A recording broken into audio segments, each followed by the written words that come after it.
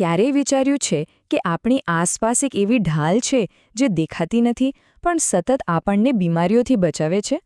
ના, આ કોઈ જાદુ નથી. આ છે લોક સ્વાસ્થ્ય એટલે કે પબ્લિક હેલ્થ. તો ચાલો આજે આ ઢાલની પાછળ જે આખું તંત્ર કામ કરે છે ને સમજીએ, જે ચૂપચાપ આપણા સમુદાયોની રક્ષા કરી રહ્યું છે. જુઓ, જ્યારે આપણે બીમાર પડીએ ત્યારે ડૉક્ટર પાસે જઈએ છે, બરાબર ને? પણ ક્યારે એવો વિચાર આવ્યો કે આપણને બીમાર પડતા જ કોણ રોકે છે? આખાને આખા સમુદાયને તંદુરસ્ત રાખવાની જવાબદારી ખરેખર કોની છે? જવાબ કદાચ આપણને આશ્ચર્યમાં મૂકી દે એવું છે. ચાલો આમાં થોડા ઊંડા ઉતરીએ. તો એ જવાબને સમજવા માટે આપણે સૌથી પહેલાં તો લોકસ્વાસ્થ્ય એટલે શું એના મૂળભૂત ખ્યાલને સમજવો પડશે.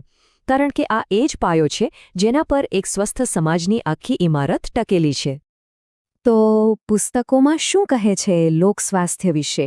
સ્ત્રોત પ્રમાણે આની વ્યાખ્યા છે સમુદાયના આરોગ્યનું સંરક્ષણ, પ્રોત્સાહન અને રોગ નિવારણ માટે કરાતી વ્યવસ્થિત પ્રવૃત્તિઓ.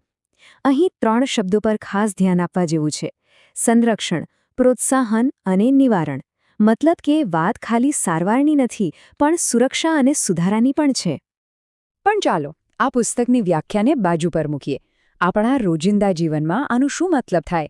આ વ્યવસ્થિત પ્રવૃત્તિઓ એટલે શું ખરેખર? શું એ રસ્તા પરની સ્વચ્છતા છે કે પછી બાળકોને જે રસી મળે છે એ છે? ચાલો શોધીએ કે તે આપણા જીવનને ક્યાં અને કેવી રીતે સ્પર્શે છે. જેમ કોઈ પણ મજબૂત ઇમારતને પાયા અને થાંભલાની જરૂર હોય, બરાબર? એ જ રીતે જાહેર આરોગ્યના પણ પોતાના આધારસ્તંભ છે. તો હવે આપણે એ લક્ષ્યો અને સાધનોને જોઈશું જે સાથે મળીને એક સ્વસ્થ સમાજ બનાવે છે. અહીં મુખ્ય આઈડિયા શું છે ખબર છે? હોસ્પિટલોમાં દર્દીઓની લાઈનો જ ઓછી થઈ જાય. આ લક્ષ્યો જુઓ, એ બધા પ્રોએક્ટિવ છે. મતલબ કે રોગ થાય એની રાહ જોવાની જ નહીં, એને થતો જ અટકાવવાનો. પછી ભલે એ રસી દ્વારા રોગ અટકાવવાની વાત હોય, સ્વચ્છ વાતાવરણ બનાવવાની વાત હોય કે પછી માતા અને બાળકના મૃત્યુદરને ઘટાડવાની વાત હોય. તો સવાલ એ છે કે આટલા મોટા લક્ષ્યો પૂરા કેવી રીતે કરવા? વેલ, એનો જવાબ આપણી આસપાસની એકદમ પાયાની જરૂરિયાતોમાં જ છુપાયેલો છે. આને એક સ્વસ્થ સમાજના બિલ્ડિંગ બ્લોક સમજી લો. વિચારો, સ્વચ્છ પાણી અને સ્વચ્છતા વગર પોષણ કે રસીકરણની કોઈ અસર જ ન થાય. અને આ બધા ટુકડાઓને જોડે છે આરોગ્ય શિક્ષણ, જે લોકોને પોતાના સ્વાસ્થ્યના માલિક બનાવે છે. અને તમને કહું, આ કોઈ નવો વિચાર નથીઓ. વાત છે 1978ની. આલ્મા આટા નામની જગ્યાએ દુનિયાભરના દેશો ભેગા થયા અને જાણે એક અવાજે કહ્યું, હા, આ જ છે એ મૂળભૂત સિદ્ધાંતો જે દરેક વ્યક્તિનો હક છે. આ ઐતિહાસિક ઘોષણાએ જ બધા માટે પ્રાથમિક આરોગ્ય સંભાળનો પાયો નાખ્યો હતો. પણ મોટા સિદ્ધાંતો અને સરકારી યોજનાઓ તો કાગળ પર સારા લાગે. એને આપણા ઘર સુધી, ગામના છેવાડાના માણસ સુધી પહોંચાડે કોણ?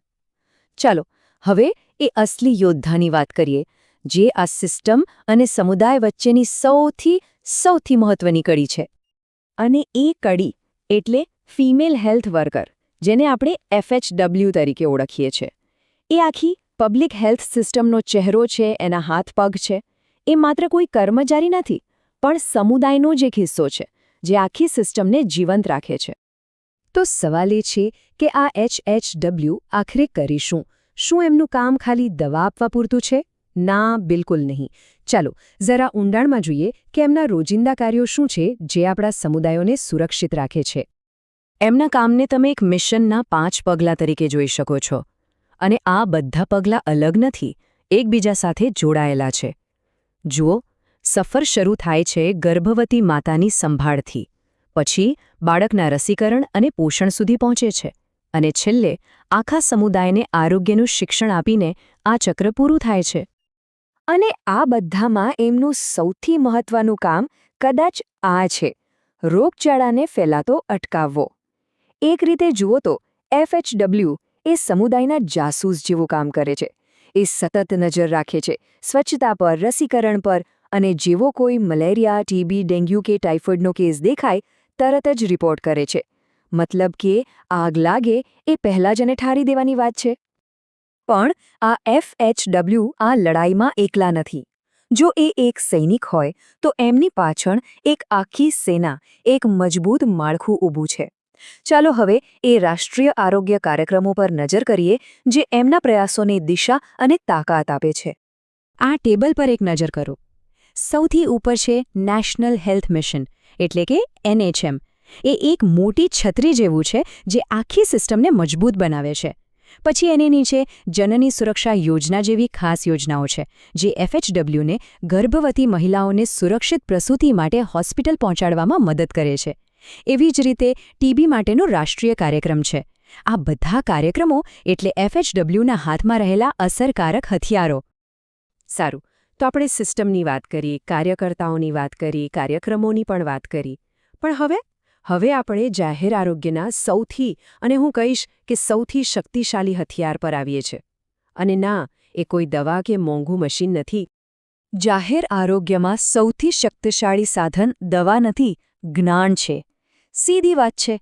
જ્યારે લોકોને ખબર પડે છે કે સાબુથી હાથ ધોવાથી શું ફરક પડે છે, કે એક રસી એમના બાળકનું જીવન કેવી રીતે બચાવી શકે છે, ત્યારે એ લોકો પોતે જ આ સિસ્ટમનો ભાગ બની જાય છે અને એક જાગૃત નાગરિક આખી સિસ્ટમને વધુ અસરકારક બનાવે છે. અને આ જ તો છે આરોગ્ય શિક્ષણની તાકાત. એ ખાલી માહિતી નથી આપતું, એ લોકોને સશક્ત બનાવે છે. એ શા માટે એ સવાલનો જવાબ આપે છે. શા માટે સ્વચ્છતા જરૂરી છે? શા માટે રસીકરણ જીવનરક્ષક છે? અને જ્યારે લોકોને આ શા માટે સમજાઈ જાય ને, પછી લોકો પોતાના અને પોતાના પરિવારના સ્વાસ્થ્યની જવાબદારી જાતે જ લેતા શીખી જાય છે.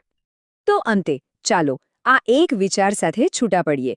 કોઈ એક જાગૃત વ્યક્તિની માત્ર એક નાનકડી પહેલ, જેમ કે પોતાના પાડોશીને રસીકરણનું મહત્વ સમજાવવું, એ આખા સમુદાયના સ્વાસ્થ્યમાં કેટલો મોટો બદલાવ લાવી શકે છે. આ એ સવાલ છે જે આપણને યાદ અપાવે છે કે આ જે અદૃશ્ય ઢાલ છે ને, એને મજબૂત બનાવવાની જવાબદારી આપણા સૌની છે.